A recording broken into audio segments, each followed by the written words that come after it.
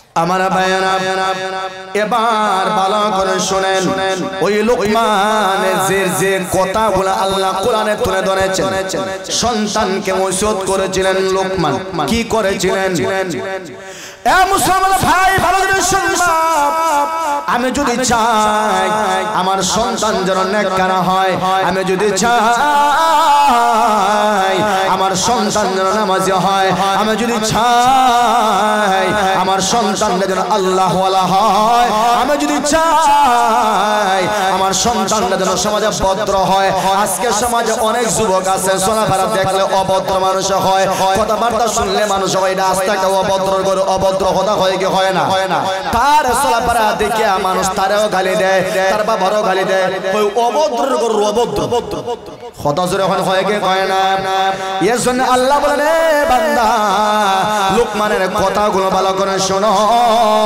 লোকমান যেরকম তার সন্তানকে কাছে নিয়া ওসিয়ত করেছিলেন উপদেশ দিয়েছিলেন তোমরাও সন্তানকে পাশে নিয়া খানা খাওয়ার সময় ঘরে বসাইয়া বলো এ বাবা গাঞ্জা খাইবা না মদ খাইবা না ইয়াবা খাইবা না নামাজ পড়বা রোজা রাখবা ওলামায়ে কেরামকে সম্মান দিবা মুরব্বিদেরকে সম্মান দিবা আল্লাহ দুনিয়াতেও সম্মান বাড়াইবে আখিরাতেও আল্লাহ মহান আল্লাহ সম্মানী বানায়া জান্নাতে দিবে সুবহানাল্লাহ লোকমান বলেন ওয়াইদ ক্বালা লুকমানু লিবনিহি ওয়া হুয়া ইয়াযুহু ইয়া বুনাইয়া লা তুশরিক বিল্লাহ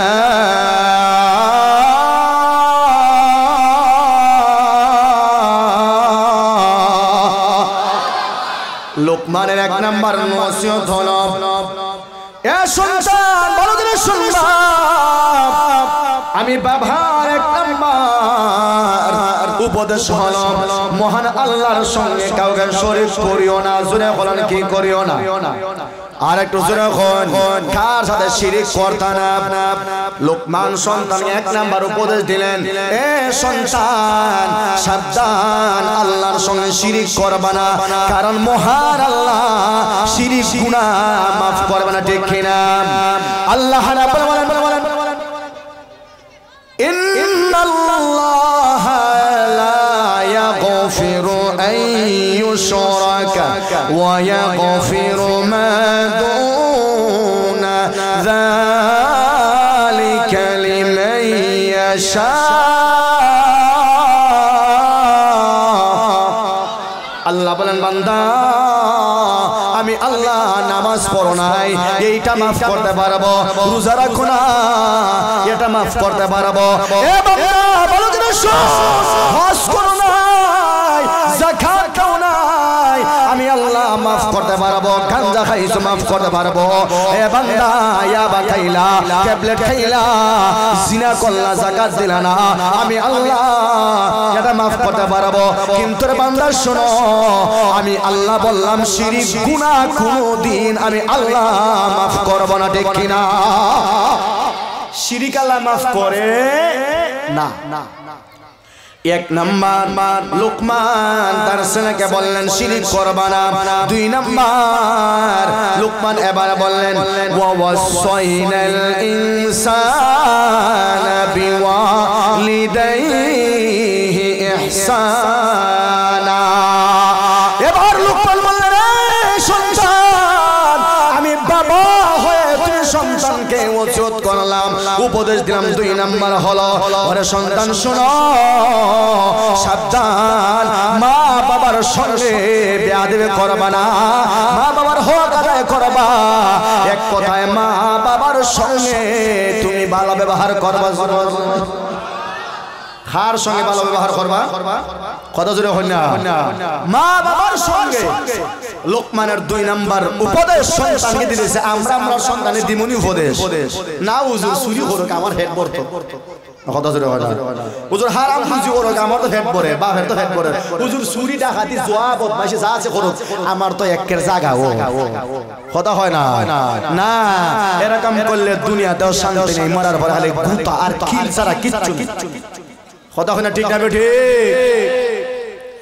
আমার ভাইয়েরা এবার লোকমান 3 নাম্বার বললেন, এ সন্তান, আমি তোমার বাবা আর তোমার মা যদি এমন কোনো কথা তোমাকে বলি যেটা তুমি পালন করলে আল্লাহর সঙ্গে শিরিক হয়ে যায়, এমন কথা তুমি মানবা না। সুবহানাল্লাহ।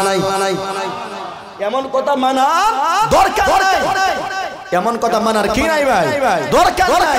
মা বাবা যদি বলে, মা বাবা যদি বলে তুমি এটা করো, আর এটা পালন করতে গিয়ে যদি আল্লাহর সঙ্গে কিছু শরীক হয়ে যায়, শিরিক হয়ে যায়, মা বাবার কথা মানিও না, কোনো সমস্যা। 4 নাম্বার হলো, এ সন্তান আকিমিস সালাম, এ সন্তান নামাজ বাদ দেওয়া যাবে, নামাজ বাদ দেওয়া যাবে না। ওরে সন্তান ভালো করে শোনো, আমি বাবা এত সম্মানে হইলাম, আমাকে আমার আল্লাহ ছাগল রাখালি তাই তুমি আনিয়া আল্লাহকে ওয়াজের মঞ্চ আমারে বসাইছে। এজন্য দূর দূরান্ত থেকে অনেক উলামায়ে কেরাম আসে, অনেক মানুষ আছে, আমি লোকমানের জবান থেকে কথা শোনার জন্য। সুবহানাল্লাহ।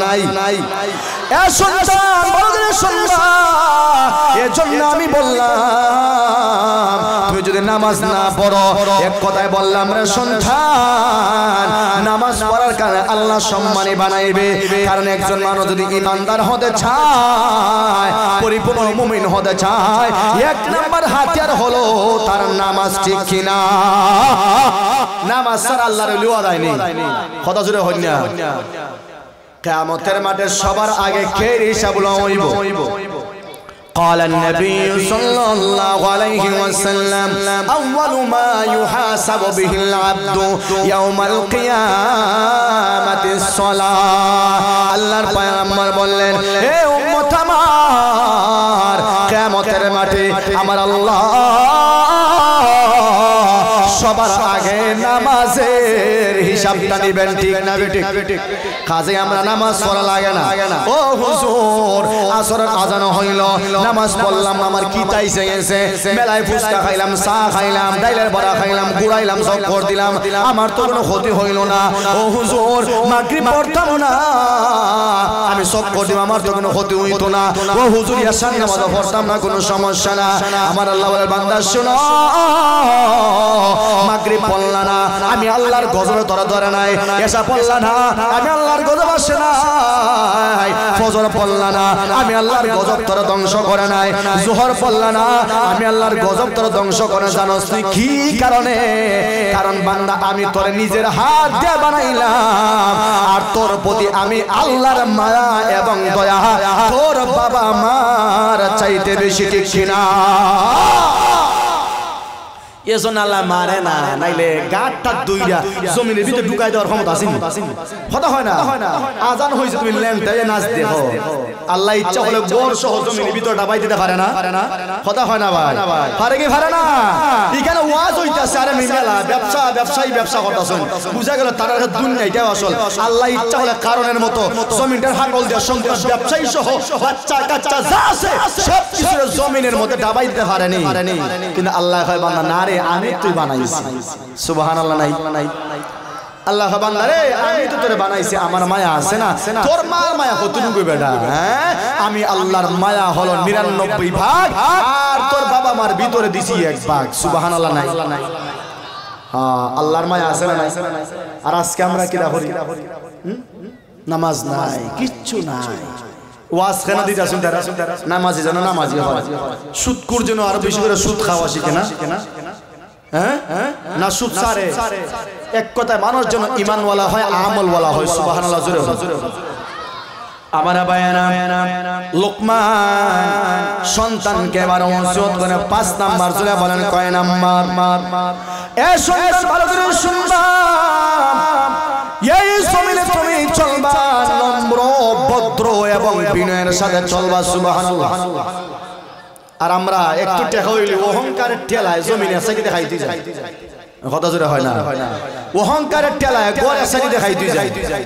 আছে না নাই? এই অহংকার হলো আল্লাহর চাদর। যে বান্দা আল্লাহর চাদর লিয়ে টানাটানি করে, তাই জান্নাত যাইব। মরার পরে দেখ তাফরা মাইরা ফেরেশতা, ও মি রাস্তা আছে, দাও মি যাও। জাহান্নাম। কোন রাস্তা?